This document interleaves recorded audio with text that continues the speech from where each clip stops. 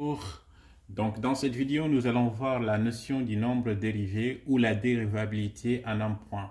Pour voir cette notion, nous allons nous mettre dans ces conditions. Nous allons prendre une fonction f qui est définie sur un intervalle i et a un réel appartenant à i. Et nous allons prendre aussi deux points, a et m, tels que les coordonnées de a, c'est petit a et f de petit a, et m, ses coordonnées, c'est a plus h et f de a plus h, appartenant à la courbe de f qu'on va noter CF. Donc, on va se retrouver dans ces conditions-là, avec a qui est là, qui a pour coordonnées a, et f de petit a, m qui a pour coordonnées a plus h et f de a plus h. Donc, la dernière fois, nous avons vu que le taux d'accroissement entre a et a plus h, c'était f de a plus h moins f de a, le tout sur h. Et on avait dit que ça, ce n'était rien d'autre que le coefficient directeur de la droite AH. Maintenant, le nombre dérivé de f en a, d'accord, n'est rien d'autre que le taux, n'est rien d'autre que le coefficient directeur lorsque le point M se rapproche du point A. Lorsque le point M se rapproche du point A. Algébriquement, en fait, ça veut dire que c'est le nombre dérivé, on le note f' de petit a. Algébriquement, ça veut dire que c'est la limite quand h se rapproche de 0 du taux de variation qui est f de a plus h moins f de a, le tout sur h. Le nombre dérivé de f en petit a, c'est f' de petit a qui est égal à la limite quand h tend vers 0 du taux d'accroissement. Et on peut l'expliquer graphiquement avec GeoGebra. Graphiquement, avec GeoGebra, on aura ces conditions. Donc ici, on a le point A qui a pour coordonnées 2, 3. Ça veut dire que petit a égale à 2. Et M, il a pour coordonnées 2,83. D'accord? Et 7,01. Donc ici, H égale à 0,83. Donc H, on a dit que le nombre dérivé, c'est le coefficient directeur de la droite lorsque le point M se rapproche du point A. Donc le point M se rapproche du point A, ça veut dire que la valeur de H va diminuer. Donc la valeur de H diminue au fur et à mesure jusqu'à ce que ça se rapproche de 0. Et lorsque cette valeur-là se rapproche de 0, on verra que la droite ne passera que sur un seul point de la courbe. Et les deux points seront confondus et la droite aura une position limite qu'on appellera une tangente. Donc, le nombre dérivé ne sera que le coefficient directeur, de cette droite qu'on appellera une tangente. Donc ici, si les deux points sont confondus, on peut lire graphiquement le coefficient directeur. Donc la lecture graphique du coefficient directeur, c'est simple. Il suffit de faire un carreau. D'accord, on se place sur un point, on fait un carreau, on monte jusqu'à qu'on rencontre la tangente. Donc si on fait un carreau de ce point-là, on fait un carreau, on se retrouve ici. Ensuite, on compte le nombre de carreaux, on fait 1, 2, 3, ensuite 4. Donc ça veut dire qu'ici, le coefficient directeur de cette droite égale à 4. Si on monte, le coefficient directeur est positif. Si on descend, le coefficient directeur est négatif. Donc ici, on dira que le nombre dérivé de f en 2 égale à 4. Donc pour mieux comprendre, nous allons prendre un exemple. Donc soit f, une fonction définie sur R par f de x égale à x au carré plus 1. On nous demande de déterminer le nombre dérivé de f en 2. Donc nous venons de voir que le nombre dérivé, c'était f' de petit a qui est égal à la limite quand h tend vers 0 du taux d'accroissement ou du taux de variation qui est égal à f de a plus h moins f de a sur h. Ici, dans notre exemple, on veut déterminer le nombre dérivé en 2. Ça veut dire que petit a ici égale à 2. Donc ça revient à calculer f' de 2 qui est égal à la limite quand h tend vers 0 de f de 2 plus h moins f de 2.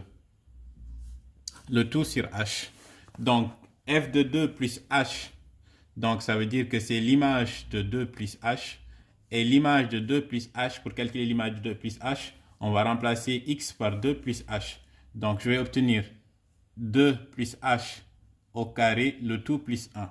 2 plus h, le tout au carré, c'est une identité remarquable. C'est la première identité remarquable. Donc, ça nous donne 2 au carré plus 2 fois 2 fois h plus h au carré plus 1.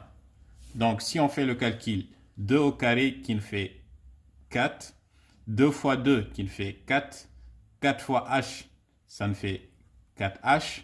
Maintenant, h au carré, c'est toujours h au carré, le tout plus 1.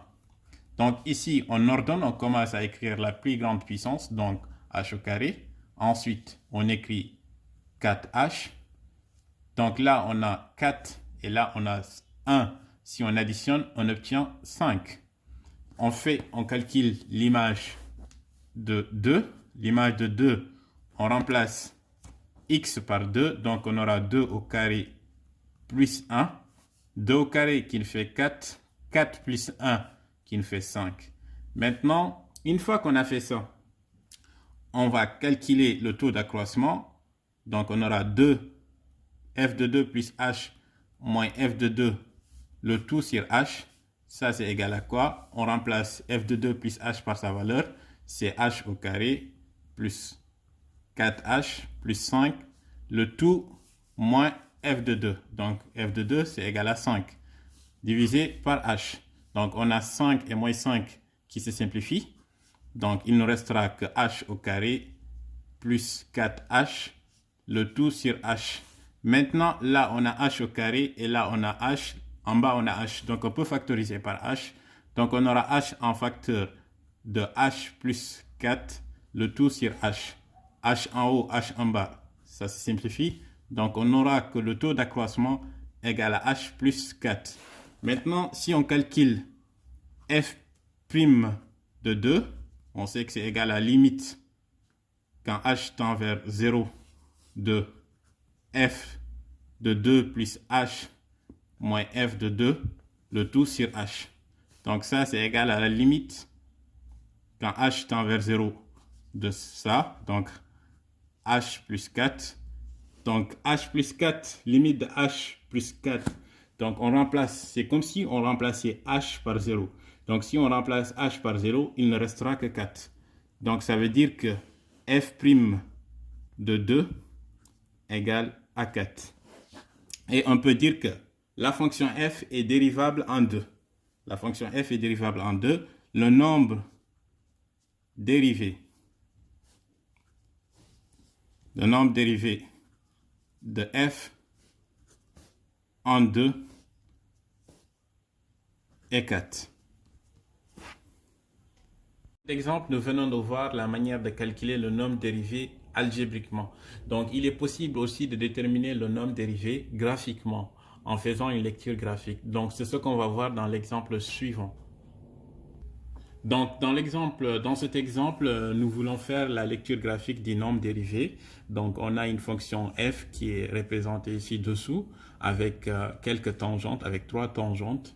Donc, nous avons vu que le nombre dérivé, c'était le coefficient directeur d'une tangente. Le nombre dérivé en un point était le coefficient directeur de la tangente en ce point. Maintenant, ici, nous voulons déterminer le nombre dérivé de f en moins 1, le nombre dérivé de f en 0 et le nombre dérivé de f en 2. Donc, pour cela, nous devons juste lire le coefficient directeur. Donc, pour lire le coefficient directeur, c'est simple, il suffit juste de se placer au point de tangence. Maintenant, le point de tangence de la première tangente, c'est ici, à ce point-là, moins 1, 1. Donc, c'est ce point-là. Donc, ensuite, on va faire un carreau selon la gradation du repère. On fait 1 selon la gradation du repère. Ici, la gradation du repère, c'est un carreau égal à 1. Donc, on fait un carreau. Donc, comme ça. Ensuite, on monte jusqu'à qu'on rencontre la tangente.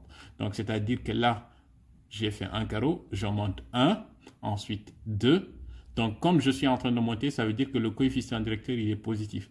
Donc, je peux dire que le nombre dérivé de f en moins 1 égale à 2, parce que le coefficient directeur égale à 2. Donc, c'est ce que je vais faire ici. Je vais compléter. Je vais dire que le nombre dérivé de f en moins 1 et f' de moins 1 est aussi égal à 2. Je fais la même chose pour la deuxième tangente. La deuxième tangente, c'est la tangente en 0. Je veux calculer le nombre dérivé. Maintenant, une tangente qui est parallèle à l'axe des abscisses, toute tangente qui est parallèle à l'axe des abscisses, son coefficient directeur égale à 0. Donc là, la tangente est parallèle à l'axe des abscisses, donc le coefficient directeur égale à 0. Donc ça veut dire que le nombre dérivé en 0, le nombre dérivé de f en 0, qui est f' de 0, égale à 0. Maintenant, on fait la même chose pour la dernière tangente. La dernière tangente, c'est une tangente qui est décroissante. Maintenant, on se place au point de tangence. Ensuite, on fait un carreau. Donc, on fait un carreau, on descend. Donc, on voit que là, lorsque l'on descend, on fait la moitié d'un carreau. La moitié d'un carreau, ça correspond à un demi. Donc, un demi, comme on est en train de descendre, ça veut dire que le coefficient directeur, il est négatif. Donc, la moitié d'un carreau, ça correspond à un demi. Donc, ça veut dire que le coefficient directeur égale à moins 0,5. Donc, pour faire simple, ça veut dire que le nombre dérivé de f en moins 1 égale à f' de moins 1, qui est égal à 2. Le nombre dérivé de f en 0 est f' de 0, qui est égal à 0. Le nombre dérivé de f en 2 est f' de 2 est égal à moins 0,5, car la tangente est décroissante. Donc, je vous remercie.